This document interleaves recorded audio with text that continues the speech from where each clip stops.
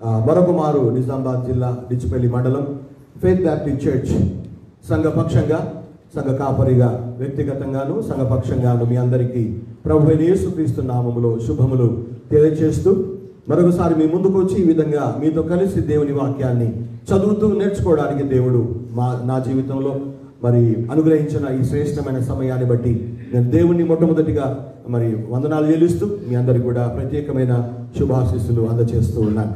ఎలా ఉన్నారు? బాగున్నారు కదా?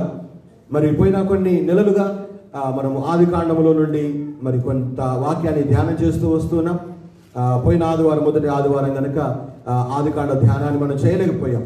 కానీ అక్టోబర్ మాసంలో చివరి ఆదివారంలో ఆది కాండము 18వ అధ్యాయంలో నుండి కొంత భాగాన్ని మనం ధ్యానం చేస్తూ వచ్చాం. మీ అందరికీ జ్ఞాపకం ఉందనుకుంటాను.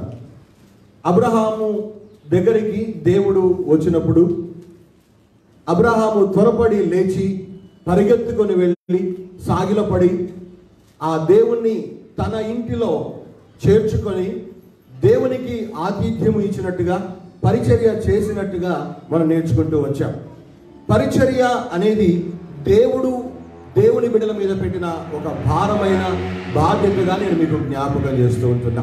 మరి ఈ సమయమున ఆ దేవుని సంబంధమైన పరిచర్య అబ్రహాము ఎలా చేశాడు అంటూ నేర్చుకుంటూ 3 ప్రాముఖ్యమైన సత్యాలు నేర్చుకున్నాం. మీ అందరి జ్ఞాపకం ఉన్నాయా? మొదటిగా దేవుని సంబంధమైన పరిచర్య ఎలా చేయాలి? అబ్రహాము తన కుటుంబముతో కలిసి పరిచర్య చేశాడు. రెండవదిగా అబ్రహాము పరిచర్య ఎలా చేశాడు? సనుక్కోకుండా, గొనుక్కోకుండా పరిచర్య చేశాడు అనే సత్యాన్ని నేర్చుకున్నాం. మూడవదిగా అబ్రహాము పరిచర్య ఎలా చేశాడు అంటే దేవుని నుండి ప్రతిఫలము ఆశించకుండా ఆయన పరిచర్య చేసినట్టుగా గత పాఠములో మనం నేర్చుకుంటూ వచ్చాం. సరే, ఈ సమయంలో ఆదికాండము 18వ అధ్యాయము 16, 17 వచనాలను మనం చదువుకొని దాన్ని ఆధారం చేసుకొని మరికొన్ని సత్యాలు ఈ రోజున నేర్చుకోవడానికి ప్రయత్నం చేద్దాం. ఆదికాండము 18, 16, 17 వచనాలు.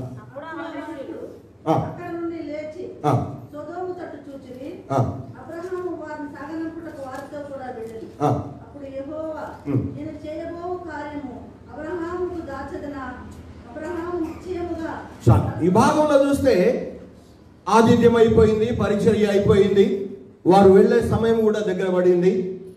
అయితే వారు వెళ్ళేటప్పుడు అబ్రహాము వాళ్ళను ఏ విధంగా పంపిస్తున్నాడు అంటే, అయ్యా మా ఇంటికి వచ్చారు, చాలా సంతోషం, నాకు కలిగిందేదో మీ కొరకు చేశాను, మీరు చేశారు, ఇంకా మీ మార్గంలో మీరు వెళ్ళిపోండి అని చెప్పేసి కూర్చున్న కాడనే కూర్చొని దేవునికి టాటా బై బై చెప్పలేదు. ఏం చేశాడు? వారు వెళుతూ ఉన్నప్పుడు వారిని సాగనంపినట్టుగా మనం చూస్తా ఉన్నాం. అనగా వచ్చింది మొదలుకొని వారు వెళ్ళే వరకు కూడా వారి పట్ల నేను ఉన్నాను, మీ కొరకు, మీ పరిచర్య కొరకు నేను ఉన్నాను అనేటువంటి భావన అక్కడ దేవుని ముందు తాను ప్రత్యక్షపరుచుకుంటున్నాడు. వారిని సాగనంపుతూ ఉంటున్నాడు. వారు వెళ్ళేటువంటి మార్గంలో వారిని సాగనంపడానికి వారితో పాటు కొంత దూరం వెళ్ళినట్టుగా మనం చూస్తాం. మనం కూడా అక్కడక్కడ మనం చూస్తూ ఉంటాం ఏంటంటే, మన బంధువులు ఎవరైనా మన ఇంటికి వచ్చినప్పుడు ఇక మేము వెళ్తామండి అని చెప్పేసి ఇంట్లో చెప్పినప్పుడు వాళ్ళ ఇంట్లో సరే వెళ్ళండి అని చెప్పరు. వాళ్ళు కూడా మనతో పాటు ఇంటి డోర్ దాటి బయటకు వస్తారు, వాకిలి వరకు వస్తారు, వాకిలో గేట్ వరకు వస్తారు. తర్వాత ఆ గేట్లో నుండి కూడా కొంతమంది ఏం చేస్తారంటే రోడ్డు వరకు కూడా వచ్చి సాగనంపే వాళ్ళు కూడా ఉన్నారు. అంటే ఇక్కడ వచ్చిన అతిథుల పట్ల మనం ఎలాంటి వైఖరి కలిగి ఉన్నాము అనే దానికి అబ్రహాము ఒక మాదిరికరమైనటువంటి ఒక ఉదాహరణగా మనకు కనపడతా ఉన్నాడు.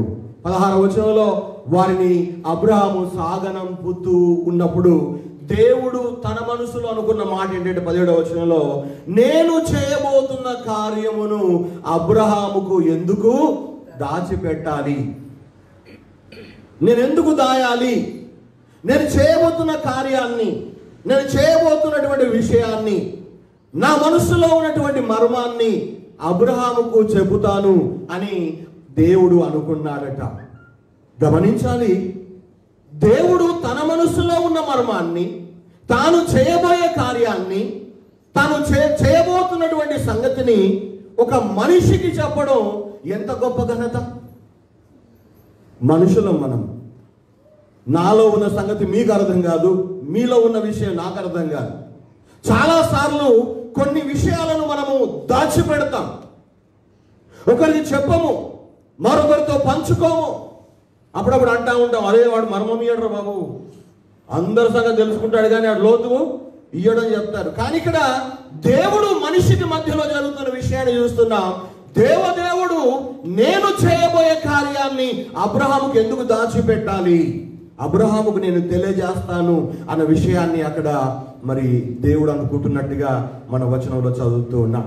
మరి దేవుడు ఆ పట్టణాన్ని ఎందుకు నాశనం చేయాలనుకున్నాడో దాని కారణాలు ఆదికాండం 13వ అధ్యాయంలో 13వ వచనము 18-20 వరకు చదివితే స్పష్టంగా మనకు తెలిసిపోతుంది. సొదొమ పట్టణస్థులు చాలా ఘోరమైన దుష్టులు, దుర్మార్గులు, దేవుని ఎరగని వారు, మరి చెడ్డవారు, వారు భయంకరమైన పాపములో ఉండేవారు అనే విషయాలు అన్ని మనకు తెలిసిన విషయాలే.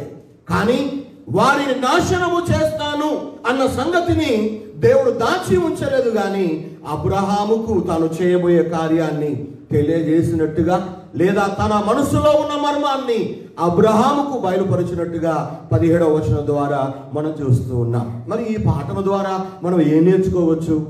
మనుషులైతే వాళ్ళ మర్మాన్ని మనకి ఇవ్వరు, మనం కూడా మన మర్మాన్ని ఎవరికి ఇవ్వకుండా కొంతమందికి పంచుకుంటాం కానీ అందరికి చెప్పుకోము.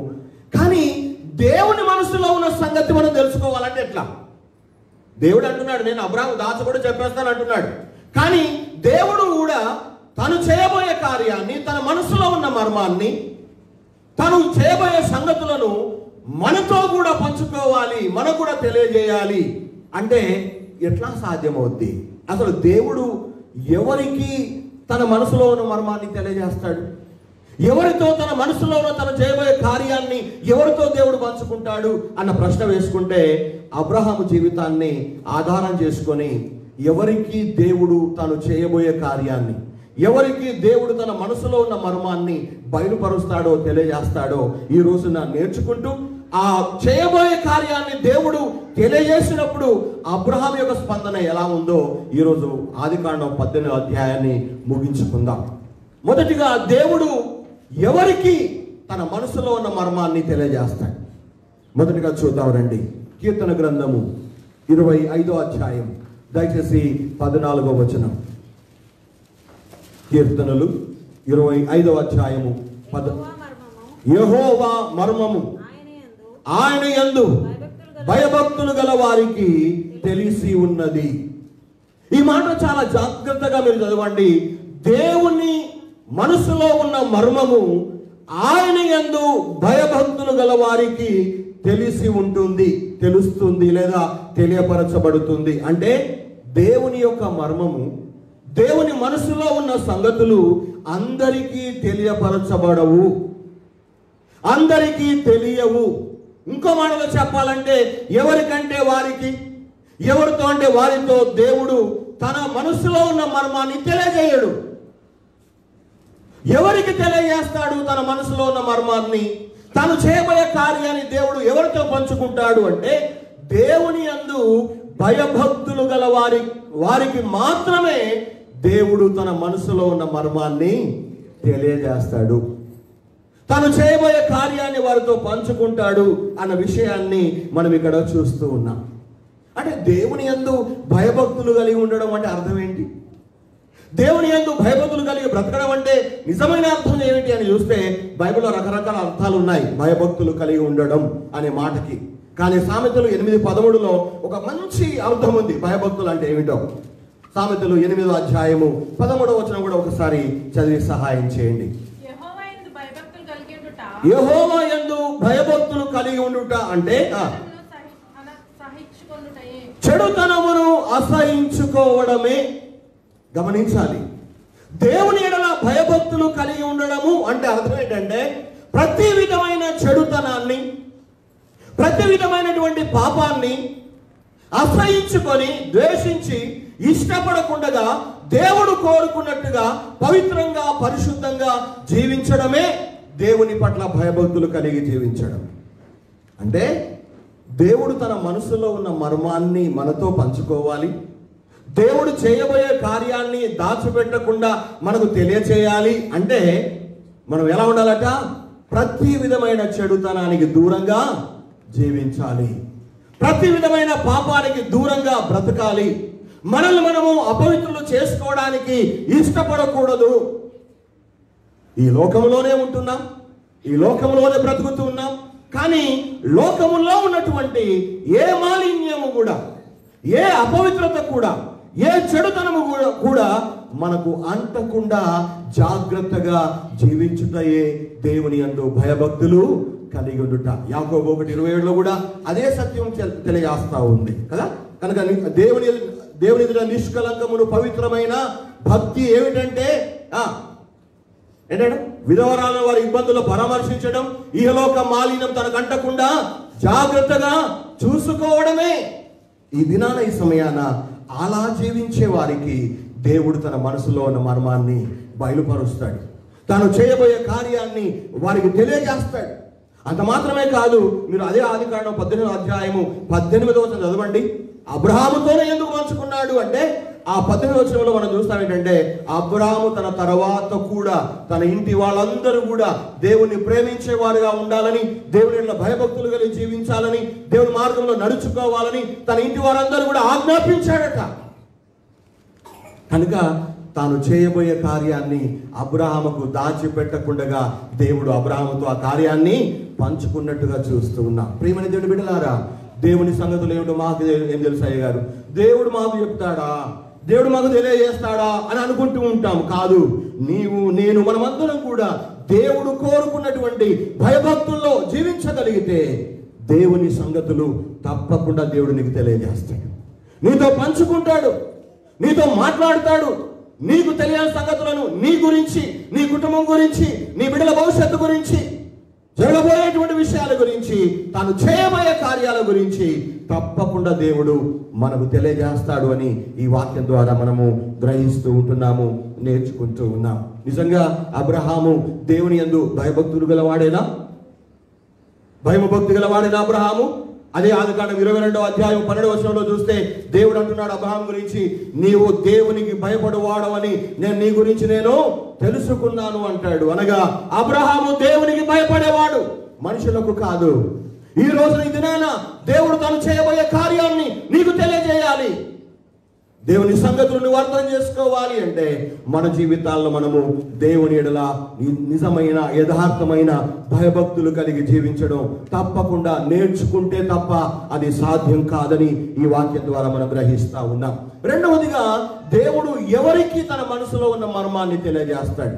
మొదటిగా, తన యందు భయభక్తులు గల వారికి దేవుడు తన మనసులో ఉన్న మర్మాన్ని తెలియజేస్తాడు. రెండవదిగా ఎవరికి తెలియజేస్తాడు? రండి చూద్దాం. దానియేలు గ్రంథము 2వ అధ్యాయము 18-19 చదివి సహాయం చేయండి. దానియేలు గ్రంథము 2వ అధ్యాయము. తానును తన స్నేహితులను బబులోనులో ఉన్న తక్కిన జ్ఞానులతో కూడా నశింపకుండునట్లు ఆ కళ యొక్క మర్మం విషయములో పరలోకమందున్న దేవుని వలన కటాక్షము పొందు నిమిత్తము ఆయనను వేడుకొనుడని. చాలు. దానియేలు ఇక్కడ ఆ సందర్భాన్ని చూస్తే ఇంటికి వెళ్ళిన తర్వాత 2వ అధ్యాయం మీరు చదువుకోండి. దానియేలు 2వ అధ్యాయం. రాజైన నెబుకద్నెజరు ఒక కళ కంటాడు. ఆ కళ భావం ఆయనకు అర్థం కాదు. అప్పుడు తన రాజ్యంలో ఉన్నటువంటి జ్ఞానులను, వివేకవంతులను, కళల భావాన్ని చెప్పగలిగేటువంటి, కళల మర్మాన్ని తెలియజేసేటువంటి చాలా మంది పండితులను పిలుస్తాడు. అయితే వాళ్ళందరూ కూడా ఆ కళ భావాన్ని, కళలో ఉన్న మర్మాన్ని చెప్పలేని స్థితిలో ఉంటారు, చెప్పలేకపోతారు. అప్పుడు రాజుకు చాలా కోపం వస్తుంది. ఏమంటాడు, ఇంత తెలివి తక్క దద్దమ్మలు నా రాజ్యంలో ఎందుకు ఉండాలి? నేను కన్న కళ మర్మాన్ని మీరు చెప్పలేనప్పుడు మీరు ఉండేందుకు మీరు అందరినీ చంపేస్తానని చెప్పేసి ఒక ఆజ్ఞ కూడా జారీ చేస్తాడు. అప్పుడు దానియేలు స్నేహితులు బబులోనులో ఉన్నటువంటి జ్ఞానులందరితో పాటు నశించిపోకుండా, చంపబడకుండా ఉండు నిమిత్తము ఆ కళ మర్మాన్ని దేవుడు తెలియచేయునట్లుగా దేవునికి ప్రార్థన చేద్దాము అని వారు తీర్మానం చేసుకుంటారు. అంటే మనకు అర్థమవుతున్న సంగతి ఏంటంటే, దేవుడు తన మర్మాన్ని లేకపోతే తను చేయబోయే కార్యాన్ని ఎవరికి తెలియజేస్తాడు అంటే ఎవరికి తెలియజేస్తాడంటే, మానవ జ్ఞానముతో దేవుని మర్మాన్ని తెలుసుకోవడం సాధ్యం కాదు. వాళ్ళంతా జ్ఞానులు ఉంది కదా, బబులోనులో ఉన్న మిగతా జ్ఞానులు అంటే వీరు జ్ఞానులే, చదువుకున్న వాళ్ళే, శాస్త్రాలు తెలిసిన వాళ్ళే. కానీ రాజు కళ యొక్క మర్మాన్ని, భావాన్ని తెలియచేయలేని స్థితిలో ఉన్నారు. అంటే దేవుడు చేయబోయే సంగతులు, దేవుని సంగతులు, దేవుని మనసులో ఉన్న మర్మం తెలుసుకోవడం అంటే అది మానవ జ్ఞానము చేత, మానవ సామర్థ్యము చేత, మనిషి యొక్క శక్తి చేత అది సాధ్యము అయ్యే విషయము కాదు. అయితే ఎలా సాధ్యమవుతుంది?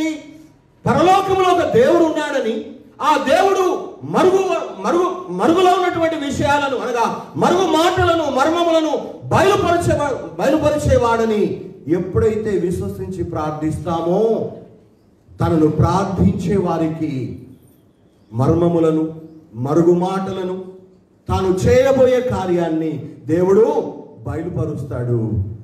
అవును, ఈ దినాన దానియేలుకు దేవుడు ఆ మర్మాన్ని బయలుపరిచినప్పుడు దానియేలు వెళ్ళి రాజుకు జరగబోయే సంగతులన్నీ కూడా చెప్పినట్టుగా ఆ అధ్యాయంలో మనం చదువుతాం. ప్రేమ దేవుని బిడ్డలారా, దేవుని సంగతులు మనకు అర్థం కావాలి అంటే ఎంఏ ఉన్న వాళ్ళకే దేవుని సంగతులు తెలుస్తాయి అని బైబిల్లో లేదు. లేకపోతే పిహెచ్డి చేసిన వాళ్ళే దేవుని సంగతులు గుర్తెరుగుతారు అన్న విషయం బైబిల్లో లేదు. కానీ ఎవరైతే మర్మములను బయలుపరచగల దేవుడు పరలోకములో ఒక దేవుడు ఉన్నాడని ఎవరైతే విశ్వసించి ఆ దేవదేవుని వేడుకుంటారో, ఆ దేవుని సన్నిధిలో ప్రార్థిస్తారో, వారికి దేవుడు తన మనసులో ఉన్న మర్మాన్ని తెలియజేసేవాడుగా ఉంటాడు. అదే మాట రాజుతో దానియేలు అంటాడు. అదే అధ్యాయము 28వ వచనాన్ని ఒకసారి చదువుతారా? అయితే మర్మములను బయలుపరచగల దేవుడు ఒకడు పరలోకమందున్నాడు. చాలు, ఈ భాగంలో చూస్తే దానియేలు అంటున్నాడు రాజుతో, అయ్యా ఒక సంగతి తెలుసుకోండి, మర్మములను లేకపోతే బయలుపరచగల దేవుడు ఒకడు పరలోకములో ఒక దేవుడు ఉన్నాడు, ఆ దేవుని సంగతి మీరు తెలుసుకోండి అని ఆ దేవుని కృప ద్వారా ప్రార్థించి ఆ రాజు యొక్క కల మర్మమును, దేవుడు చేయబోయేటువంటి కార్యాన్ని రాజుకు తెలియజేసిన దానియేలు జీవితం ద్వారా మనం నేర్చుకుంటున్న విషయం ఏంటంటే, దేవుడు ఎవరికి తాను చేయబోయే కార్యాన్ని మరి దాచకుండా తెలియజేస్తాడు అంటే, మొదటిగా తన యందు భయభక్తులు గల వారికి దేవుని మర్మము తెలుస్తుంది, అంటే తెలియజేయబడుతుంది. రెండవదిగా మనం చూస్తున్నాం, ఎవరితో దేవుడు తాను చేయబోయే కార్యాన్ని పంచుకుంటాడు, తెలియజేస్తాడు లేదా బయలుపరుస్తాడు అంటగనగా, తనను విశ్వసించి ఎవరైతే తనను వేడుకుంటారో, ప్రార్థిస్తారో వారికి దేవుడు తన మనసులో ఉన్న మర్మాన్ని తెలియజేస్తాడు, వారికి బయలుపరుస్తాడు అన్న విషయాన్ని మనం ఇక్కడ చూస్తూ ఉంటున్నాం. నిజంగా ఈ దినాన, ఈ సమయాన దేవుని సంగతులు మనకు అర్థం కావు అంటారు చాలా మంది కదా. అర్థం కావు, నిజమే. కానీ మరి ఎవరికి అర్థమవుతాయి అంటే, దైవ సన్నిధిలో దేవుని విశ్వసించి ప్రార్థించే వారికి దేవుడు తన సంగతులను వారికి తెలియజేస్తాడు, వారితో మాట్లాడతాడు, వారిని దర్శిస్తాడు, తన మనసులో ఉన్న మర్మాన్ని వారితో దేవుడు పంచుకుంటాడు అన్న విషయాన్ని మనం ఇక్కడ నేర్చుకుంటూ వస్తూ ఉన్నాం. దేవుడు అబ్రహాము దేవుని ప్రార్థించేవాడా, భయం గలవాడని మనం చూసాం 22:12లో. కానీ అదే ఆదికాండము 12:8లో ఉంది, అబ్రహాము దేవుని ప్రార్థించే అనుభవాన్ని కూడా కలిగి ఉన్నాడు కనుక ఇక్కడ అంటున్నాడు, నేను చేయబోయే కార్యాన్ని అబ్రహాముకు దాచేదనా? ఎందుకు దాచాలి? నేను తప్పకుండా ఆయనకు చెప్తాను, తెలియజేస్తాను అని దేవుడు అక్కడ తను అనుకుంటున్నాడు. అవును, ఈ దినాన అబ్రహాముకు దేవుడు ఎందుకు తెలియజేస్తాడు అంటే, అబ్రహాము దేవుని యందు భయభక్తులు గలవాడు గనక తాను చేయబోయే కార్యాన్ని అబ్రహాముకు తెలియజేశాడు. రెండవదిగా చూసాం, అబ్రహాము దేవుని ప్రార్థించేవాడు గనక, దేవుని వేడుకునేవాడు గనక తాను చేయబోయే కార్యం గురించి అబ్రహాముకు దాచకుండా దేవుడు బయలుపరిచాడు. మరి మూడవదిగా, ఎవరికి దేవుడు తన మనసులో ఉన్న మర్మాన్ని బయలుపరుస్తాడు? మొదటిగా భయభక్తులు గల వారికి, రెండవదిగా తనను వేడుకునే వారి అనగా ప్రార్థించే వారికి, మూడవదిగా దేవుడు ఎవరికి తన మనసులో ఉన్న మర్మాన్ని తెలియజేస్తాడు? మొదటి కొరింథీ పత్రిక 2వ అధ్యాయం 9-10 వచనాలు చదివి సహాయం చేస్తారా అమ్మా? ఇందును గూర్చి దేవుడు తనను ప్రేమించు వారి కొరకు ఏవి సిద్ధపరుచెను అవి కంటికి కనబడలేదు, చెవికి వినబడలేదు, మనుష్య హృదయానికి గోచరము కాలేదు. మనకైతే దేవుడు వాటిని తన ఆత్మ ద్వారా బయలుపరిచినాడు అన్న విషయాన్ని పౌలు భక్తుడు అక్కడ రాస్తూ ఉన్నాడు. తనను ప్రేమించే వారి కోసం దేవుడు ఏం సిద్ధం చేస్తున్నాడో, ఎలాంటి కార్యాలు చేయబోతూ ఉన్నాడో, ఏ విధంగా వారిని ఆదరించబోతూ ఉన్నాడో, ఏ విధంగా వారిని దీవించబోతున్నాడో ఆ సంగతులు, ఆ మర్మము కంటికి కనబడవట, చెవికి వినబడవట. మూడవదిగా చూస్తున్నాము, మానవ హృదయానికి అవి గోచరము కావు. అంటే మానవుడు ఏ విధం చేతనైనా కూడా దేవుని సంగతులు తెలుసుకోలేడు. అయితే ఎట్లా తెలుసుకోగలుగుతాడు అంటే 10వ వచనంలో అంటున్నాడు, మనకైతే, హల్లెలూయా, మనకైతే దేవుడు తన ఆత్మ ద్వారా వాటిని బయలుపరిచినాడు. అంటే ఇక్కడ అర్థమవుతుందా? మనకైతే అంటే ఈ మనం అనే వాళ్ళు ఎవరు? ఏమండి, మనకైతే బయలుపరచబడింది అంటున్నాడు. వీళ్ళెవరు? మనకైతే అంటే పౌలు అంటున్నాడు. పౌలు ఎవరు? ప్రభువుని విశ్వసించిన వాడు. మనం ఎవరు? యేసుక్రీస్తుని నమ్మిన వాళ్ళం, ఆయన విశ్వాసం ఉంచిన వాళ్ళం, ముఖ్యంగా ఆయన ఆత్మను కలిగిన వాళ్ళం, ఆత్మచేత ముద్రించబడిన వాళ్ళం, ఆత్మచేత నడిపించబడే వారం, ఆయన కుమారులు, మన కుమార్తెలం కనుక ఆయన అంటున్నాడు, మానవ హృదయానికి గోచరం కాని సంగతులు, మానవ చెవులకు వినబడని సంగతులు, మానవ కంటికి కనబడలేని సంగతులు దేవుడు తనలో విశ్వాసం ఉంచిన వారికి తన ఆత్మ ద్వారా ఆ సంగతులను బయలుపరుస్తాడు. హల్లెలూయా. నిజంగా నేను చేయబోయే కార్యం అబ్రహాముకు దాచిపెడతానా? అబ్రహాముతో మాట్లాడకుండా ఉంటానా? అబ్రహాముకు తప్పకుండా నేను చేయబోయే కార్యం చెప్తాను, నేను ఏం చేయబోతున్నానో తెలియజేస్తాను అని దేవుడు అనుకుంటున్నాడంటే అబ్రహాము దేవుడు ఎంత సన్నిహితమైనటువంటి సంబంధంలో ఉన్నారో మనకు అర్థమవుతుంది. చిన్న ఉదాహరణ మీకు ఇస్తాను నేను. మీకు ఎంతమంది స్నేహితులు అంటే 10 మంది పేర్లు, 20 మంది పేర్లు చెప్తారు పిల్లలు కదా. ఫేస్బుక్లో అయితే మస్తు ఉంటారు కదా, 100 మంది ఉంటారు. దాంట్లో నీకు చాలా ఇష్టమైన ఫ్రెండ్స్ ఎంతమంది అంటే 3 4 చెప్తాం. ఆ 3 4 నీకు చాలా డియరెస్ట్ ఫ్రెండ్ ఎవరు అని అంటే ఒక్కళ్ళ పేరు చెప్తాం. ఆ ఒక్కళ్ళ పేరు ఎందుకు చెప్తాం ఏమండి? ఆ ఒక్కరి పేరు ఎందుకు చెప్తామంటే మన సంగతి ఆ ఫ్రెండ్కి తెలుసు, ఆ ఫ్రెండ్ సంగతులు మనకు. Praise the Lord. ఈ రోజున అబ్రహాముకే దేవుడు ఎందుకు తెలియజేస్తున్నాడు అంటే అబ్రహాము దేవుడు చాలా సన్నిహితమైన సంబంధాన్ని, ప్రాణ స్నేహితుడి కంటే ఎక్కువగా అభిమానించే అభిమానాన్ని వారిద్దరి మధ్యలో మనం చూస్తూ ఉంటున్నాం. నిజంగా దేవుడు తన మర్మాన్ని, తన మనసులో ఉన్న విషయాలను, తాను చేయబోయే కార్యాన్ని ఎవరికి తెలియజేస్తాడు అంటే ఇక్కడ అబ్రహాముకు తెలియజేస్తున్నాడు. అబ్రహాముకు తెలియజేసినట్టుగా మనకు కూడా ఆయన చేయబోయే కార్యాన్ని, ఆయన మనసులో ఉన్న మర్మాన్ని దేవుడు మనతో కూడా పంచుకోవాలి, మనకు కూడా తెలియజేయాలి. అంటే మనలో కూడా ఈ 3 లక్షణాలు ఉండాలి. మొదటిది అబ్రహాము లాంటి భయము, భక్తి. రెండవదిగా అబ్రహాము లాంటి ప్రార్థన చేసే అనుభవం. మూడవదిగా అబ్రహాము లాంటి దేవుని యందు బలమైన విశ్వాసం. దేవునిలో విశ్వాసం ఉంచిన వారికి దేవుని మర్మములు తెలియజేయబడతాయి. దయచేసి అదే 1 కొరింథీ పత్రిక 2వ అధ్యాయం 11, 12 వచనాలు కూడా చదివి సహాయం చేస్తారా?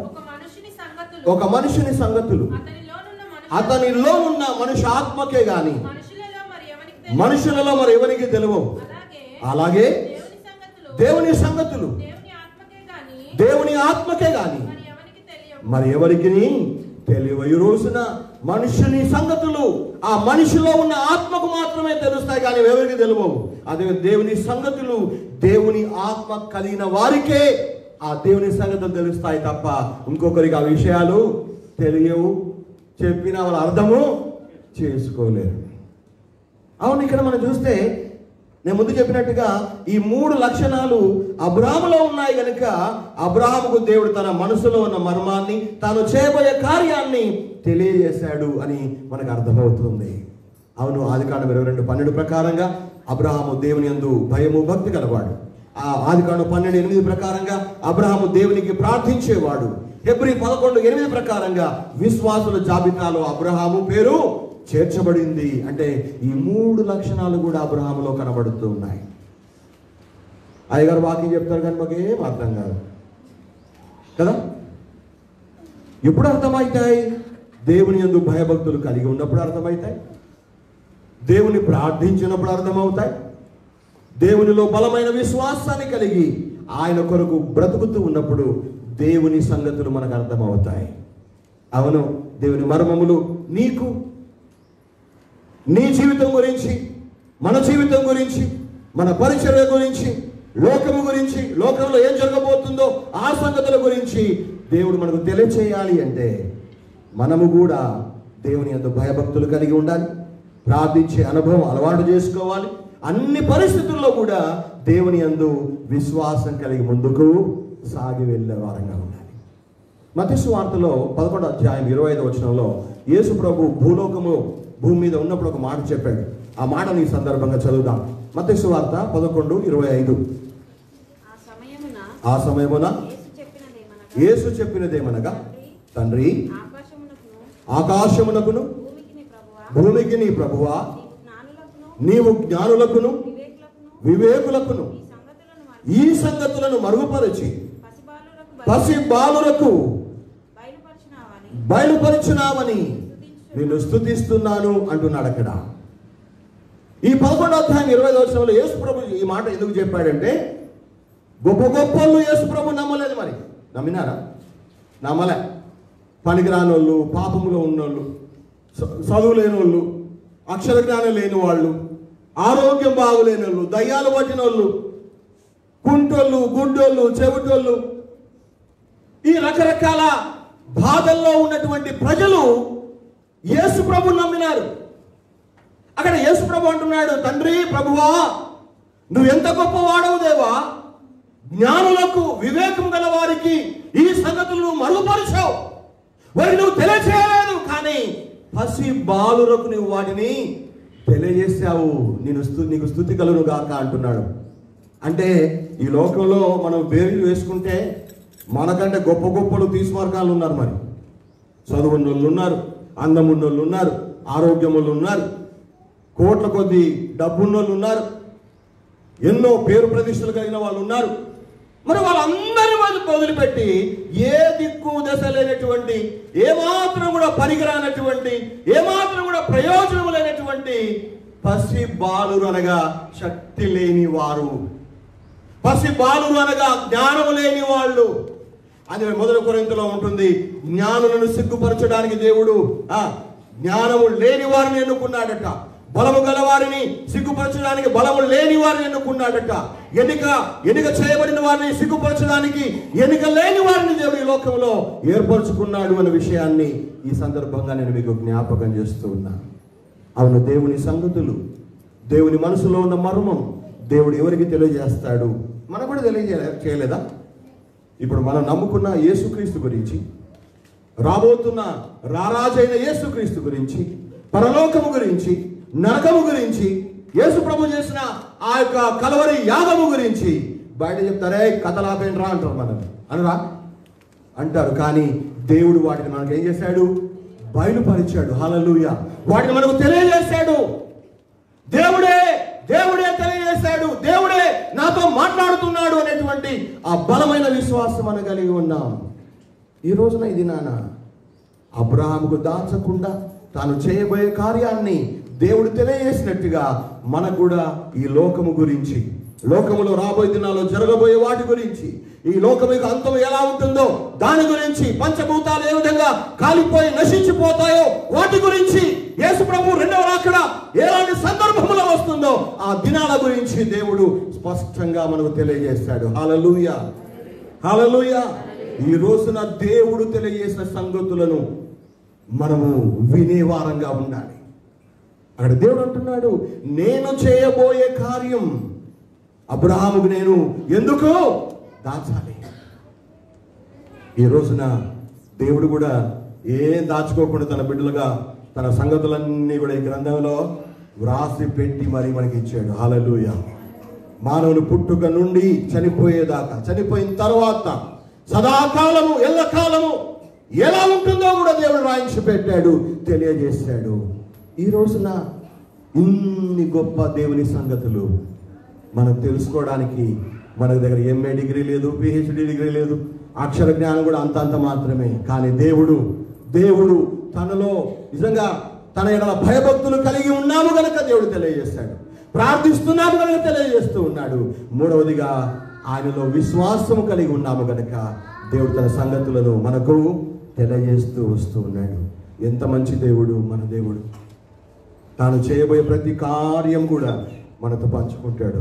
ఎంత ప్రేమ గల దేవుడు. సాయంత్రానికి ఏం కూర చేసుకుందామనే సంగతి మనం పంచుకోము. ఒక్కోసారి చికెన్ తెచ్చుకుందామా మటన్ తెచ్చుకుందాం ఇంకా డిసైడ్ కాదు కదా. అచానక్ ఒక్కోసారి మటన్ కోసం పోయిన వాళ్ళు చేపలు తీసుకొస్తారు అంటే చెప్పరు. కానీ దేవుడు ఎట్లా ఉన్నాడంటే దేవుడు తాను చేయబోయే ప్రతి కార్యం గురించి తన బిడ్డలకు తెలియజేసేవాడుగా ఉన్నాడు కదా. ఎంత మంచి దేవుడు. అబ్రహాము ఒక దేవుని ద్వారా దేవుని సంగతులు తెలియచేయబడే వ్యక్తిగా అబ్రహాము ఉన్నాడు అంటే అబ్రహాము ఎంత ధన్యకరమైన జీవితం అండి. 12 అధ్యాయానికి 18 అధ్యాయానికి ఆస్మాన్ జమీన్ ఫరక్ అయిపోయింది అబ్రహాము జీవితంలో కదా. 12 అధ్యాయంలో అబ్రహాము కదా, అబ్రహాము. కానీ ఇప్పుడు అబ్రహాము 12 అధ్యాయంలో కేవలం పిలువబడ్డాడు, కానీ ఇప్పుడు దేవుని సంగతులు తెలుసుకుంటున్నాడు. అప్పుడు ఏమీ లేదు, కానీ ఇప్పుడు అన్నీ ఉన్నాయి. అనగా అబ్రహాము జీవితంలో దేవుని పిలుపుకు లోబడి వచ్చిన తర్వాత తన జీవితం డే బై డే దినము కూడా దేవునికి అత్యంత సమీపముగా మరి మారుతూ వచ్చినట్టుగా మనం చూస్తూ ఉన్నాం. ఈ దినాన ఈ సమయాన దేవుని బిడ్డలుగా జీవితం, దేవుని ద్వారా దేవుని మనసులో మర్మాన్ని తెలుసుకుందాం, దేవుని విషయాలు గ్రహిద్దాం. ఒకసారి నా గురించి ఏమనుకుంటున్నారయ్యా ప్రజలంతా అని అడిగాడు యేసు ప్రభు కదా. అదే మత్తయి సువార్త 16 అధ్యాయంలో ఒకసారి ఆ సందర్భాన్ని చూద్దాం రండి. మత్తయి సువార్త 16 అధ్యాయం 15-16 వచనాలు ఒకసారి చదవండి.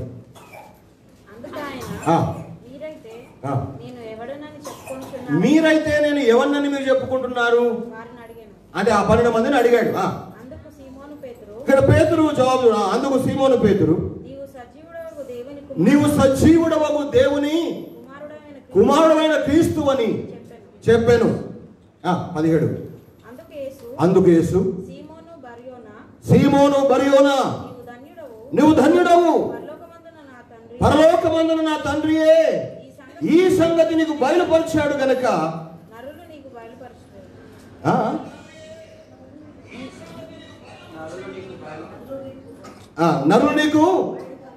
బయలుపరచలేదు అంటున్నాడు. అనగా పేతురుని ఇక్కడ ధన్యుడిగా మారుస్తున్నాడు. ఎందుకో తెలుసా?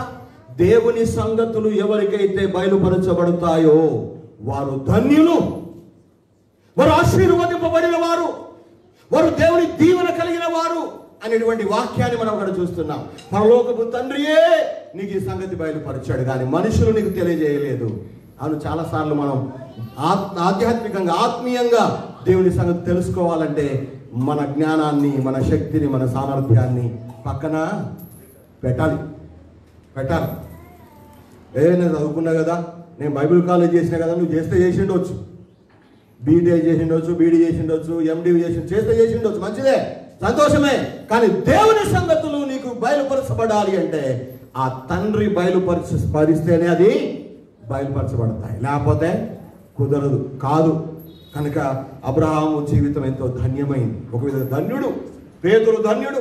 ఈ రోజున పేతురు అబ్రహాములే కాదు, ఈ రోజున దేవుని సంగతులు తెలుసుకున్నటువంటి మనము కూడా దేవుని ద్వారా ధన్యులమే. అందుకే తోమాతో కూడా అంటాడు, నువ్వు చూసి నమ్మావు కానీ చూడక నమ్మిన వాళ్ళే ధన్యులు అంటాడు. ఈ రోజున ఈ దినాన దేవుని సంగతులు తెలుసుకోగలిగే అనుభవం, లేదా దేవుడు తాను చేయబోయే కార్యాన్ని నీకు తెలియజేసేటువంటి అనుభవం నీలో ఉందా? విశ్వాసిగా నాలో ఉందా? దేవుని బిడ్డగా ఈ రోజున ఆ దేవుడు తాను చేయబోయే కార్యాన్ని, మన జీవితాల్లో చేయబోయే సంగతులు తెలుసుకోవాలంటే మనం ఏం చేయాలి? భయభక్తులు కలిగి ఉండాలి. రెండవది ఏం చేయాలి? ప్రార్థన చేయాలి. మూడవది ఏం చేయాలి? ఆయన బలమైన విశ్వాసాన్ని కలిగి ముందుకు సాగాలి. సరే, దేవుడు తాను చేయబోయే కార్యాన్ని అబ్రహాముకు తెలియజేశాడు, సంతోషం. అయిన తర్వాత ఏమైందట? కొద్ది ముందుకు వెళ్ళేసి ఈ రోజున ఈ అధ్యాయాన్ని ముగించేద్దాం. ఇంకో 2 పాయింట్స్ ఉన్నాయి, అవి కూడా చెప్పేస్తాను. అసలు ఏం సంగతి చెప్పాడు దేవుడు? సొదొమ గొమొర్రాలను నేను నాశనము చేయబోతున్నాను, అగ్ని గంధకాలు కురిపించి వాటిని నేను కాల్చివేయబోతూ ఉన్నాను, ఆ పట్టణాలను నేను భస్మం చేయబోతున్నాను అని చెప్పినప్పుడు అబ్రహాము సరే ప్రభువా నీ ఇష్టం, నేనేం చేస్తా దానికి అనొచ్చు, అనాలి కూడా. ఎందుకంటే దేవుని చిత్తాన్ని మనం వ్యతిరేకంగా ఏమీ మాట్లాడలేం, ఏమి చెప్పలేం కూడా. కానీ సరే ప్రభువా అన్నటువంటి అబ్రహాము అలాగే ఉండిపోలేదు. ఏమైంది? దయచేసి 22వ వచనాన్ని చూద్దాం. ఆ మనుషులు అక్కడ నుండి సొదొమ వైపుగా వెళ్ళిపోయారు. అబ్రహాము ఇంకను దేవుని సన్నిధిలో నిలవబడి ఉన్నాడు. హల్లెలూయా. వాళ్ళు చెప్పారు, దేవుడు బయలుపరిచాడు, చేయబోయే కార్యం గురించి చెప్పేశాడు. చెప్పిన తర్వాత ఆ కార్యం చేయడానికి దేవుడు వెళ్ళిపోయాడు దేవుడు. కానీ అబ్రహాము ఏం చేస్తున్నాడట? దేవుని సన్నిధిలో ఇంకను నిలవబడి ఉన్నాడు. ఇంకను నిలవబడే ఉన్నాడు. పరిచర్య చేసినప్పుడు నిలబడి ఉన్నాడు కదా, వారు సాగినప్పుడప్పుడు నిలబడి ఉన్నాడు. వారు వెళ్ళిపోయిన తర్వాత కూడా ఎలా ఉన్నాడు? నిలవబడే ఉన్నాడు. కాలు గుంజట్లేదు అబ్రహాముకి. ఏమండి, ఒక గంట సేపు నిలబడమంటే అబ్బా ఉయ్యి అని కూర్చుంటా కదా. కూర్చున్నోడికి నిలబడ్డోడికి చాలా తేడా ఉంటుంది. కూర్చున్నోడు చేసినట్టుగా నిలబడ్డాడు అన్ని పనులు చేసుకోలేడు. కూర్చున్నోళ్ళు కూరుకుతారు, నిలబడ్డాడు కూరుకోలేడు. కూరుకుతారు ఎవరైనా? కళ్ళు మూసుకునే ఉన్నారు కానీ అమ్మ ఏమో ఎంతమంది అర్థమవుతుంది నాకు. కూర్చున్నాడు కాలు దాక్కుంటాడు కొంతసేపు అయిన తర్వాత, మడత కాలు వేసుకుని కూర్చున్నాడు కొంతసేపు. ఇంకా కూర్చోలేకపోతే ఏం చేస్తాడు? గోడ కొరుగుతాడు కాసేపు. ఇంకా సాధ్యం కాలేదు ఆన్నే పడుకోవచ్చు కూడా. కూర్చున్నాడు, నిలబడ్డాడు కానీ సాధ్యం కాదు. నిలబడ్డాడు కానీ గోడ కొరిగేది మాత్రం ఒకటే సాధ్యం అవుతుంది, అంతే. అయితే ఇక్కడ అబ్రహాము నిలబడి ఉన్నాడు అంటే అర్థం ఏంటంటే ఆయన ఇంకా దేవుని సన్నిధిలో ఇంకా ఏదో చేయాలని తపన, ఆశ ఆయన కలిగి ఉన్నాడు. నిలబడి ఉన్నాడు. నిలబడి ఏం చేస్తున్నాడు అంటే ఆ 23 నుండి 25 వరకు లేదా 33 వరకు మీరు చదువుతూ పోండి. ఇంటిపోయిన తర్వాత దేవుని సన్నిధిలో నిలబడి ఆయన ప్రార్థన చేస్తూ ఉన్నాడు, విజ్ఞాపన చేస్తూ ఉన్నాడు, కన్నీళ్లు కారుస్తూ ఉన్నాడు. సొదొమ గొమొర్రా పట్టణాలను నేను అగ్ని గంధకాలతో కురిపించి నేను కాల్చివేస్తాను అని చెప్పిన మాట అబ్రహాము చెవుల్లో గింగురుమంటుంది. అబ్రహాము కన్నులో నీరు తప్పిస్తుంది, చెంపల మీద కన్నీరు కారిపోతుంది. దేవుని సన్నిధిలో నిలవబడి ఆయన ప్రార్థన చేస్తూ ఉన్నాడు. అబ్రహాము ఎందుకు ప్రార్థన చేశాడు అంత భారంగా? అసలు నిజంగా అబ్రహాము జాగలో నేను గనక ఉంటే, మనం గనక ఉంటే భలే అయిందిలే, అట్లాగే కావాలి వాడికి. ఎవరికి? లోతుకు. అనవసరంగా కయ్యాలు పెట్టాడు, దూరం అయిపోయాడు, వద్దని చెప్పినా కానీ వినకుండా వెళ్ళిపోయాడు, కావాల్సిందే వాడికి అని చెప్పేసి అంటాము కూడా. కానీ అబ్రహాము అలా అనలేదు, అలా అనడానికి తన నోరు కూడా తెరవలేదు. కానీ దేవుని సన్నిధిలో నిలవబడి ఆయన రోధిస్తూ ఉన్నాడు, కన్నీళ్లు కారుస్తూ ఉన్నాడు, ప్రార్థిస్తూ పోయాడు. ఇంతకు అబ్రహాము ఆ కాల్చిన కన్నీళ్లు ఎవరి కోసం? అబ్రహాము చేసిన విజ్ఞాపన దేనికోసం? లోతు కోసమా? అఫ్ కోర్స్ లోతు కోసం. కానీ ఎవరి కోసం అని చూస్తే 2 విషయాలు చెప్పి ముగిస్తా. అబ్రహాము చేసిన విజ్ఞాపన ఎవరి కోసం, దేనికోసం? దయచేసి అదే 18వ అధ్యాయము 23వ వచనాన్ని ఒకసారి చదువుతారా? అబ్రహాము అప్పుడు సమీపించి ఇట్లా అన్నాడు, దుష్టులతో కూడా నీతిమంతులను నాశనం చేస్తావా? ఆ పట్టణంలో ఒకవేళ 50 మంది నీతిమంతులు ఉంటే దానిలో ఉన్న 50 మంది నీతిమంతుల నిమిత్తం ఆ స్థలమును నాశనము చేయక నువ్వు కాపాడుతావా? ఆ చొప్పున చేసి దుష్టులతో కూడా నీతిమంతులను చంపడం నీకు దూరమగును గాక ప్రభువా అని ఆయన ప్రార్థన చేశాడు. అంటే అబ్రహాము ఎవరి కోసం చేశాడు అంటే సొదొమ గొమొర్రా పట్టణాల కోసం చేశాడు. ముఖ్యంగా ఆ పట్టణములో ఉన్న నీతిమంతుల కోసం ప్రార్థన చేశాడు. హల్లెలూయా. నీతిమంతుల కోసం అంటే ఆ పట్టణాల్లో ఈయనకేమన్నా సుట్టరికం ఏమైనా ఉన్నదా? లోతు తప్ప ఏ సుట్టరికం లేదు. ఈ అబ్రాహాం కాలం పొరుగు ఊరోళ్ళు కూడా కాదు. అబ్రాహాం లాగా బ్రతుకుతున్నారా అంటే అది కూడా కాదు. అంటే తనకు ఏమాత్రం కూడా సంబంధము లేని వారి కోసం, తనకు ఏమాత్రం కూడా అనుకూలమైనటువంటి పరిస్థితిలో ఉండని వారి కోసం సహితం ఆయన అక్కడ ప్రార్థన చేస్తున్నాడు. ఆ ప్రార్థన మనకు కనిపించే అంశం ఏంటంటే నీతిమంతుల కోసం ఆయన ప్రార్థన చేస్తున్నాడు. ఏమని ప్రార్థన చేస్తున్నాడు? ప్రభువా, ఆ సొదొమ గొమొర్రా పట్టణాల్లో ఒకవేళ 50 మంది నీతిమంతులు ఉంటే ఆ నీతిమంతులను బట్టి నువ్వు ఆ పట్టణాలను కాపాడాలి. నీ కోపానికి ఆ పట్టణాలు గురి కావద్దు. నీ కోపానికి ఆ పట్టణాలు నాశనం కావద్దు. ఆ పట్టణాలు బాగుండాలి. ఆ పట్టణ ప్రజలు బాగుండాలి. వాళ్ళు నశించి పోవద్దు అని ఆయన నీతిమంతుల పక్షంగా దేవుని సన్నిధిలో ప్రార్థన చేస్తూ ఉన్నాడు. అంటే అసలు అలాంటి సమయంలో అబ్రాహాము నీతిమంతుల గురించి ఎందుకు ఆలోచన వచ్చిందబ్బా? నాకు అర్థం కాదు. ఆలోచనగా ఎందుకు నీతిమంతుల గురించి మాట్లాడాడు అబ్రాహాం? సామెతలో ఒక మాట ఉంటుంది, మనం ఈ సందర్భంగా చదవాలా. సామెతల గ్రంథం 11వ అధ్యాయం 10వ వచనం. నీతిమంతులు వర్ధిల్లుట పట్టణమునకు సంతోషము కలిగిస్తుంది. చాలమ్మా గమనించండి, నీతిమంతులు ఉన్న పట్టణానికి సంతోషం కలుగుతుంది, క్షేమం కలుగుతుంది. నీతిమంతుల పట్టణంలో ఉంటే దేవుడు ఆ నీతిమంతులను బట్టైనా కనీసం తన కోపాన్ని అణుచుకుంటాడు, తన కోపాన్ని తగ్గించుకుంటాడు, వారిపైన తన ఉగ్రత కురిపించాడు.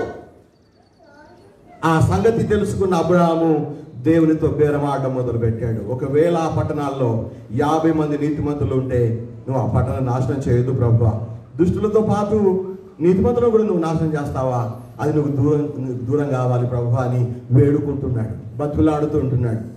అట్లా బేరమాడి 50 కాడికి వెళ్ళి 40, 40 కాడికి వెళ్ళి 30, 30 కాడికి వెళ్ళి 20, 20 కాడికి వెళ్ళి ఆఖరికి 10 దాకా వచ్చింది. ఒకవేళ 10 మంది నీతిమంతులు ఉంటే ఏం చేస్తావు అన్నాడు అబ్రాహాం. అప్పుడు దేవుడు అన్నాడు, ఒకవేళ ఆ పట్టణంలో 10 మంది నీతిమంతులు ఉన్నా నా కోపాన్ని నేను అణుచుకుంటాను, ఆ పట్టణాల మీదకి నా కోపాన్ని కుమ్మరించను, అగ్నిగంధకాలతో ఆ పట్టణాలు కాల్చివేయనని దేవుడు అక్కడ సమాధానం చెప్పాడు. గమనించండి, మనం కూడా దేవుని సంగతులు తెలుసుకున్న తర్వాత, దేవుడి లోకాన్ని, లోకస్తులను, లోకం యొక్క అంతం యొక్క పరిస్థితిని తెలియజేసినప్పుడు మనం కూడా మన ప్రాంతాల కోసం, మన రాష్ట్రాల కోసం, మన జిల్లాల కోసం, మన దేశం కోసం, ప్రపంచం కోసం, ముఖ్యంగా ఈ ప్రపంచ వ్యాప్తంగా ఉన్న మంచి వాళ్ళ కోసం ప్రార్థన చేయవలసిన వారమై ఉన్నాం. నీతిమంతుల కోసం ప్రార్థన చేయవలసిన వారమై ఉన్నాం. మనం అనుకుంటాం మనమే మంచోళ్ళమని, కానీ మనకంటే మంచోళ్ళు చాలా మంది బయట ఉన్నారు, లేరా? చాలా మంది ఉన్నారండి. మనం అనుకుంటాం క్రైస్తవులు చాలా మంచోళ్ళని, కాదు, మనకంటే మంచోళ్ళు కూడా బయట ఉన్నారు చాలా మంది. ఆ మంచి వాళ్ళని బట్టి కూడా దేవుడు తన కోపాన్ని ఆపుకునే పరిస్థితి ఉంది. ఎప్పుడైనా ప్రార్థన చేశామా, ప్రభువా మంచి వారికి మేలు చేయండి, నీతిమంతులను బట్టి మా ప్రాంతాన్ని కాపాడండి, లేదా నన్ను బట్టైనా, నేను నీ బిడ్డను కనుక నన్ను బట్టైనా నా కుటుంబాన్ని కాపాడు ప్రభువా, నా మీద, నా కుటుంబం మీద, నా భర్త మీద, నా భార్య మీద, నా బిడ్డల మీద నీ కోపం చూపొద్దు అని ఎప్పుడైనా ప్రార్థించారా? హెచ్కేల గ్రంథంలో దేవుడు అంటాడు, దుష్టత్వాన్ని మరణం పొందుతాడు అని అంటాడు. కానీ నువ్వు మంచి వాడవుగా జీవించి మంచి వారి కోసం ప్రార్థన చేస్తే మంచి వారిని బట్టి దేవుడు తన కోపాన్ని చూపకుండా ఉండే కృప సమృద్ధి గల దేవుడు. హల్లెలూయా, హల్లెలూయా. గమనించండి, అబ్రహాము దేవుని సందులో బేరమాడుతూ ప్రార్థన చేస్తూ ఉన్నాడు. అబ్రహాము మనసు ఎంత మంచి మనసు అంటారు, అబ్రహాముకున్న హృదయం ఎంత మంచి హృదయం అంటారు. నీతిమంతులు ఎక్కడ ఉన్నా వారందరూ క్షేమముగా ఉండాలని, వారిని బట్టి వారి ప్రాంతం, వారిని బట్టి వారి దేశం, వారిని బట్టి వారి పట్టణాలు దేవుని కోపానికి గురి కావద్దని అబ్రహాము గోజాడుతూ ఉన్నాడు. ఈ రోజున మన భారతదేశం కొరకు, ఈరోజు మన తెలంగాణ రాష్ట్రం కొరకు, ఈనాడు మన యొక్క జిల్లాల కొరకు, మన మండలాల కొరకు మనము ప్రార్థన చేయవలసిన వారమై ఉంటూ ఉన్నాం. ఈ దినాన, ఈ సమయాన ప్రియ దేవుని బిడ్డలారా, దేవుడు తన సంగతులను మనకు బయలుపరిచిన తర్వాత, దేవుడు తను చేయబోయే కార్యాన్ని మనకు తెలియజేసిన తర్వాత మన స్పందన ఎలా ఉండాలి అంటే అబ్రహాం లాగానే ఉండాలి. అబ్రహాము లాగానే మన స్పందన ఉండాలి. ఈ రోజున ఈ దినాన దేవుడు మనతో మాట్లాడుతున్న మాట ఏంటంటే, మనం ఎప్పుడు కూడా ఏం ప్రార్థన చేస్తాం? నన్ను దీవించు, నా భార్యను దీవించు, నా భర్తను దీవించు, నా పిల్లలను దీవించు, నా మన్మరాలను దీవించు, నా మన్మని దీవించు, మా పొలాలు దీవించు, మా ఉద్యోగాలు దీవించు, మా వ్యాపారాలు దీవించు, ఇదే కదా. కానీ మా చుట్టూరా ఉన్న మంచి వాళ్ళను దీవించు, నీతి మంతులను దీవించు, వాళ్ళని బట్టి అయినా అయా పట్టణాలు ప్రజలు రక్షింపబడాలి అనేటువంటి ప్రార్థన, వేదనతో భారముతో నిండిన ఆ ప్రార్థన మనం చేయగలుగుతున్నామా ఈ రోజున? ఆ ప్రార్థన జీవితం మనలో ఉందా? ఒకవేళ లేకపోతే ఈ రోజు నుండి అయినా అలాంటి ప్రార్థన మనం చేయగలిగే కృపాదేవుడు మనకు చూపాలని నేను ఆశపడుతూ ఉంటున్నాను. గమనించండి, నేను చేయబోయే కార్యం అబ్రహాముకు దాస్తానా అని చెప్పిన దేవుడు అబ్రహాముకు తెలియజేసినప్పుడు దేవుడు నాశనం చేయడానికి వెళ్ళిపోయాడు, అగ్ని కురిపించడానికి వెళ్ళిపోయాడు. కానీ మనం కూడా ఏం చేస్తాం? ఆయన వెళ్ళిపోయాడు, మనం కూడా ఏం చేస్తాం? మనం వెళ్ళిపోతున్నాడు కదా. దేవుడు వెళ్ళిపోయిన తర్వాత మనమేం చేస్తాం అలా? కానీ అబ్రహాం ఏం చేశాడు? నిలబడ్డాడు. దేవుని కోపానికి ప్రజలకు మధ్యగా నిలబడ్డాడు. దేవుని ఉగ్రతకు, ఆ నాశనానికి మధ్యగా అబ్రహాం నిలబడ్డాడు. ఈ రోజున దేవుని బిడ్డలారా, మీ కుటుంబం పైకి, మీ బిడ్డల పైకి, మన ఇరుగు పొరుగు వారి పైకి, లేదా మన ప్రాంతం పైకి దేవుని ద్వారా వస్తున్న ఉగ్రత, దేవుని కోపం వారి మీద మండకముందే, వారి మీద కుమ్మరించబడకముందే, వారు నాశనం కాకముందే అబ్రహాము లాగా లేచి నిలబడడం నేర్చుకుందాం. లేచి నిలబడి ప్రార్థన చేద్దాం, విజ్ఞాపన చేద్దాం, కన్నులు కారుద్దాం. మీ జ్ఞాపకమా? యోనా దేవుడు చెప్పిన మాట వినక, నినివేకు వెళ్ళక తర్షీషుకు పారిపోయాడు. అవునా? సముద్రంలో తుఫాను వచ్చింది, ఓడ బద్దలైపోయే పరిస్థితికి వచ్చింది. ఎవరి వల్ల వచ్చిందంటే యోన బయటకు వచ్చాడు. నా వల్లనే ఈ సంగతి దుర్గతి మీకు కలిగింది. నేను ఇంట్లో ఉంటే నాతో పాటు మీరు కూడా కలాస్ కదా. నన్ను కనుక మీరు ఉంచుకుంటే నాతో పాటు మీరు కూడా తిప్పలు పడతారు. కనుక ఏం చేయండి? నన్ను తీసి సముద్రంలో పారేయండి. ఈ రోజున ఇది నాన్న అంటే ఒక్క నీతిమంతుడు ఉంటే ఆ ఒక్కని బట్టి తన కుటుంబాన్ని, తన ప్రజలను, ఆ పట్టణాన్ని దేవుడు కాపాడేవాడు, జాలి చూపేవాడు. అదే నినివే పట్టణస్థులను దేవుడు నాశనం చేస్తానన్న దేవుడు నాశనము చేయకుండా కోపాన్ని ఆపుకున్నాడు. ఎందుకు ఈ మాటలు జ్ఞాపకం చేస్తున్నానంటే, అబ్రహాము దేవుని గురించి బాగా తెలుసు. దేవుడు ఎంత దయామయుడో, ఎంత ప్రేమ గలవాడో, ఎంత జాలి చూపుతాడో, ఏ విధంగా కాపాడుతాడో అబ్రహాము తెలుసు. కనుక బేరమాడుతా ఉన్నాడు. ఇంకో సంగతి చెప్పనా మీకు? లోతు కూడా నీతిమంతుడే. మరి లోతు కూడా నీతిమంతుడే, బైబిల్లో చెప్తుంది. లోతుడు నీతిమంతుడే. కానీ ఆశ్చర్యం, విచారం ఏంటంటే ఆ ఒక్కడుగా ఉన్న నీతిమంతుడు ఇంకొక నీతిమంతుని తయారు చేయలేకపోవడం. ఆ ఒక్క నీతిమంతుడు ఇంకొక నీతిమంతుని తయారు చేయలేకపోయాడు. నేను చెప్పే ఆ మాట మీకు అర్థమవుతుంది అనుకుంటా. ఒక్కడిగా ఉన్న దేవుని బిడ్డగా ఉన్న నీవు ఇంకొకరిని దేవుని బిడ్డగా మార్చాలి. పాపములో నువ్వు పరిశుద్ధిగా చేయబడిన నీవు ఒక్కడివే కాదు, ఇంకొక వ్యక్తిని మార్చాలి. లోతు అక్కడికి వెళ్ళి తాను మార్పు లేకుండా ఉన్నాడు, సంతోషమే, కానీ ఇంకొకరి జీవితాన్ని మార్చలేకపోయాడు. అది విచారకరం. ఒకవేళ లోతు గనుక ఒక 10 మందిని నీతిమంతులుగా చేయగలిగితే ఆ సొదొమ పట్టణం, ఆ గొమొర్రా పట్టణం అగ్ని గంధకాల చేత కాల్చబడి ఉండేది కాదేమో.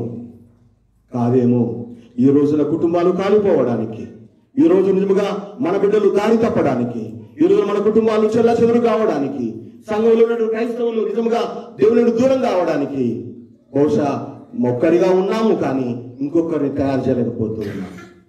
కానీ అబ్రహాము నీతిమంతుల కోసం ప్రార్థన చేశాడు. రెండవదిగా అబ్రహాము ఎవరి కోసం విజ్ఞాపన చేశాడు? ముందు చెప్పాను కదా, లోతు కోసం చేశాడు. ఎందుకంటే అప్పటికి లోతు గారు అదే సొదొమ పట్టణంలో ఉన్నాడు. అయ్యో బాబోయ్, తల్లిదండ్రులు చచ్చిపోయిన తర్వాత నేనే దగ్గర తీసుకున్నాను, నా కొడుకుగా పెంచుకున్నాను, నాతోనే ఉంచుకుంటూ వచ్చిన, నేనే కాపాడుతూ వచ్చిన, నా దగ్గరే తిన్నాడు, నా దగ్గరే పెరిగాడు, నా దగ్గరే పెద్ద అయ్యాడు, నా దగ్గరే ఆస్తి సంపాదించుకున్నాడు, ఏదో చిన్న కలహాన్ని బట్టి దూరం అయిపోయాడు. కానీ అబ్రహాముకు లోతు పట్ల ప్రేమ తగ్గిపోలేదు. లోతు దూరమైనా అబ్రహాము ప్రేమ తగ్గిపోలేదు. అక్కడ నాశనం అంచులో ఉన్నటువంటి లోతు కోసం, లోతు కుటుంబం కోసం మరి అబ్రహాము ప్రార్థన చేస్తున్నాడు. ఎందుకంటే ఒకవేళ దేవుడు ఆ పట్టణాన్ని నాశనం చేస్తే ఆ నాశనములో లోతు కుటుంబం కూడా నాశనం చేయబడుతుంది, లేదా పాడైపోతుంది, కాలిపోతారు. ఈ విషయాన్ని దృష్టిలో పెట్టుకొని అబ్రహాము ఇంత దీర్ఘమైన ప్రార్థన చేశాడు అని ఒక భక్తుడు అంటాడు. అసలు ఈ భాగంలో మనం నేర్చుకునే విషయం ఏంటంటే, మన కుటుంబాలు, మన వాళ్ళు, మన బంధువులు, మనకు సంబంధించిన వారెవరు కూడా దేవుని ఉగ్రతలో నశించిపోకుండా వారి రక్షణ కోసం, వారి క్షేమం కోసం ప్రార్థించు వారమై మనం ఉండాలి. ప్రార్థన చేస్తున్నామా? రక్షణ లేనటువంటి వాళ్ళ కోసం, మన బంధువుల్లో, మన వాళ్ళలో ఎవరైనా దేవుని కోపానికి గురవుతారేమో అనే భయంతో ప్రార్థన చేస్తున్నామా? లేదు, ఆ ప్రార్థన లేదు. మీకు ఒక ఉదాహరణ బైబిల్లో జ్ఞాపకం చేస్తాను. యెరికో అనే పట్టణంలో రాహాబు అనే ఒక వేశ్య ఉంటుంది కదా, వేశ్యావృత్తి చేసుకునేది. దేవుడు ఒక సమయంలో తన ప్రజలకు ఆ పట్టణాన్ని అప్పగిస్తానని వాగ్దానం చేశాడు. అయితే ఆ పట్టణాన్ని అప్పగించక ముందు యెహోషువ ద్వారా ఆ పట్టణాన్ని వేగు చూడడానికి 2 మనుషులు యెహోషువ పంపుతాడు. ఆ 2 వేగుల వారిని రాహాబు వేశ్య తన ఇంట్లో చేర్చుకొని వారిని ఆదరించి, వారికి ఆతిథ్యం చేసి, వారిని ఆ యొక్క సైనికులు వచ్చినప్పుడు వాళ్ళు కాపాడుతుంది. కాపాడి వాళ్ళు వెళ్ళిపోయిన తర్వాత వాళ్ళతో అంటది అనమాట రాహాబు. ఏమంటే తెలుసా? అయ్యా, మీ దేవుడు ఎంత గొప్పవాడో, ఎంత బలమైన వాడో, ఆ దేవుడు మీకోసం చేసే సంగతులు మేము విన్నప్పుడు మా గుండెలు కరిగిపోయాయి, మాకెంతో భయమైంది. ఈ పట్టణాన్ని, ఈ యొక్క రాజ్యాన్ని దేవుడు మీ సొంతం చేస్తారని నాకు తెలుసు. అయితే ఒక్క మనవయ్యా, మీరు ఈ పట్టణాన్ని స్వాధీనం చేసుకున్నప్పుడు నన్ను కానీ నా వాళ్ళని కానీ మీరు నాశనము చేయొద్దయ్యా అని చెప్పేసి వాళ్ళని అడుగుతుంది. అప్పుడు వాళ్ళు ఏమంటారు తెలుసా? అమ్మ, మేము సైన్యంగా వచ్చినప్పుడు మిమ్మల్ని గుర్తుపట్టడం కష్టమేమో కనుక నీ కిటికీకి ఎర్ర దారం ఒకటి కట్టేసుకో అని చెప్పేసి వెళ్ళిపోతారు. ఆ దేవుడు అప్పగించే సమయంలో అంత నాశనమైన రాహాబు ఇంటి వాళ్ళందరూ కూడా క్షేమముగా కాపాడబడతారు. హల్లెలూయా, హల్లెలూయా. అంటే రాబోయేటువంటి నాశనము నుండి తప్పించుకోవడం ఎలాగో రాహాబుకు తెలిసినట్టుగా ఈ రోజున నీ మీదికి, నీ కుటుంబం మీదికి, నీ బిడ్డల మీదికి, నీ యొక్క యజమానుల మీదికి రాబోయేటువంటి దేవుని ఉగ్రత కుమ్మరించబడక ముందే నిన్ను, నీ ఇంటి వారిని కాపాడుకో. రాహాబు ఏం చేసింది? తన ఇంటి వాళ్ళందరినీ కూడా వాళ్ళ ఇళ్లలో ఉండి తాళం వేసుకోమని చెప్పిందా? ఏం చేసింది? తన ఇంట్లోకి తెచ్చుకుంది. హల్లెలూయా. తన దగ్గరికి తెచ్చుకుంది. తన ఇంట్లోకి తెచ్చుకుందంటే తన విశ్వాసంలోకి, తన రక్షణలోకి, దేవుని భయంలోకి, దేవుని సన్నిధిలోకి వాళ్ళందరినీ తెచ్చిపెట్టుకుంది. ఈ రోజున నీవు పొందిన రక్షణలోనికి, నీవు కలిగి ఉన్న విశ్వాసంలోనికి, నువ్వు చేస్తున్న ప్రార్థనలోనికి నిన్ను, నీ ఇంటి వారిని తెచ్చిపెట్టుకుంటున్నావా? తెచ్చుకోగలుగుతున్నావా? మీరు పోయారండి, మాకు ఈరోజు టైం లేదు. తల్లి, తండ్రి, పిల్లలు, మనవరాళ్ళు అందరూ రక్షింపబడాలి. అందుకే బైబిల్ చెప్తుంది, ఒక్క ఆత్మ కూడా నశించిపోవడం దేవుని చిత్తము కాదు, దేవుడు కోరుకోవడం లేదు. ఈ రోజున ఇది నాన్న అబ్రహాము ఆ పట్టణంలో ఉన్న నీతిమంతుల కోసం ప్రార్థన చేస్తూ 10 మంది ఉన్న ఆ పట్టణాన్ని నాశనం చేయొద్దని ఏ విధంగా బేరమాడుతూ, బతుకులాడుతూ ప్రార్థన చేశాడో, ప్రభువా, మా దేశంలో, మా జిల్లాలో, మా మండలంలో నాకంటే మంచి వాళ్ళు ఉన్నారయ్యా, నేను నమ్మలేదు కానీ వాళ్ళు మంచి వాళ్ళయ్యా, నీతిమంతులయ్యా, వాళ్ళని బట్టయినా నీ తెగులు ఆపండి అయ్యా, మీ కోపాన్ని అణుచుకోండి ప్రభువా అని ప్రార్థన చేద్దామా? చేద్దాం. మన వాళ్ళ కోసం కూడా చేద్దాం. మన వాళ్ళను ఆ నాశనం రాకముందే మన దగ్గరికి తెచ్చిపెట్టుకుందాం. అవును, ఈ రోజున మన వారి క్షేమం కోసం, వారు తప్పించబడాలి అన్న ఆలోచన కలిగి మనం ప్రార్థన చేయడం నేర్చుకుందాం. పౌలు ప్రార్థన చేస్తాడు, ఇశ్రాయేలులందరూ కూడా మారు మనసు రక్షణ పొందడం నా ప్రార్థనగా ఉంది అంటాడు. రోమా 10:1. అవును, ఈ రోజు అయితే నాన్న నీ ప్రార్థన ఏమిటి? కేవలం నీ కోసమేనా? నీ ఉద్యోగం కోసమేనా? నీ ఆరోగ్యం కోసమేనా? నీ పిల్లల కోసమేనా? కాదు కాదు. అబ్రహాము చేసిన విజ్ఞాపన మనకొక మాదిరికరం, మనకొక పాఠం ఈ రోజున.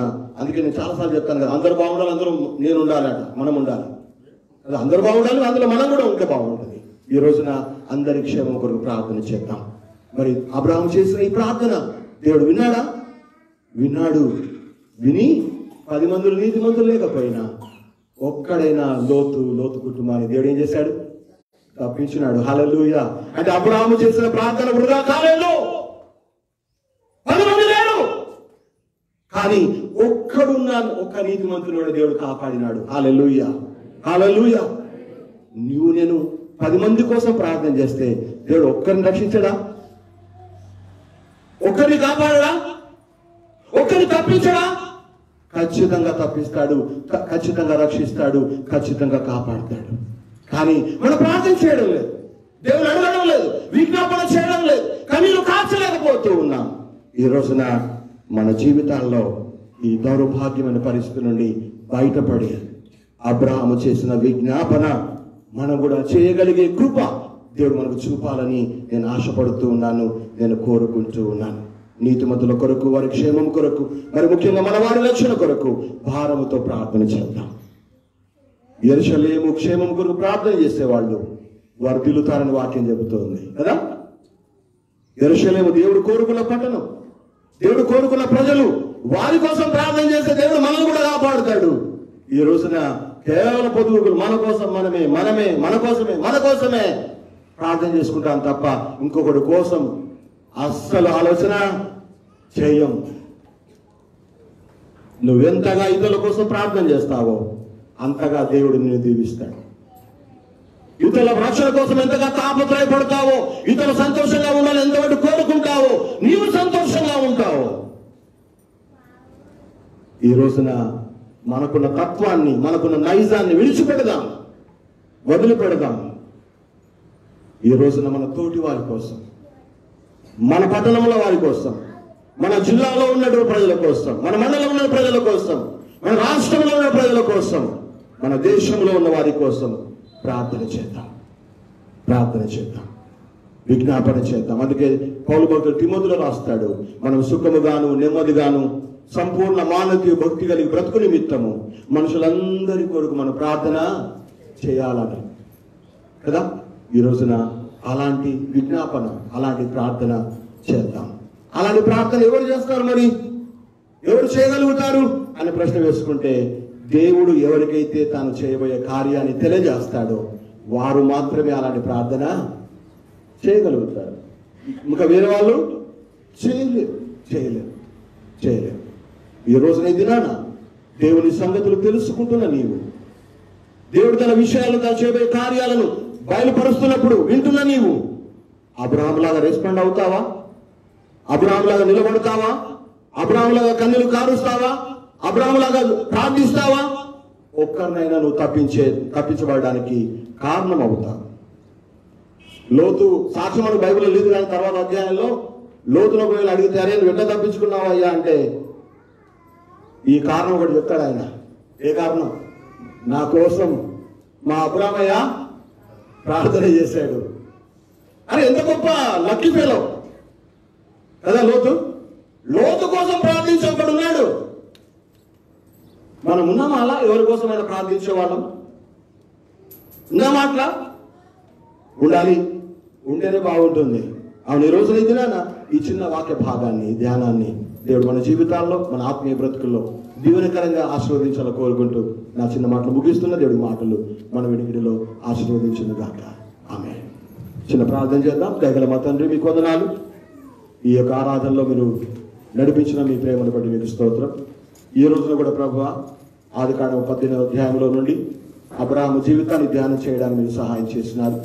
విత్తబడిన వాక్యాన్ని మా హృదయాలను ఇక్కడ ఫలింప చేయండి. మీ వాక్య ప్రకారంగా జీవించే కృప మాకు అనుగ్రహించమని కోరుతూ, విన్నటువంటి మీ బిడ్డలందరినీ కూడా మీ చేతుల్లో పెడుతూ మీరే వారికి సహాయం చేసి మీ రాకడలో సిద్ధపరచమని మా ప్రభువు ప్రియ రక్షకుడైన యేసుక్రీస్తు నామమున ఈ ప్రార్థన అడిగి వేడుకుంటున్నాము తండ్రి. ఆమేన్. దయచేసి లేచి నిలబడ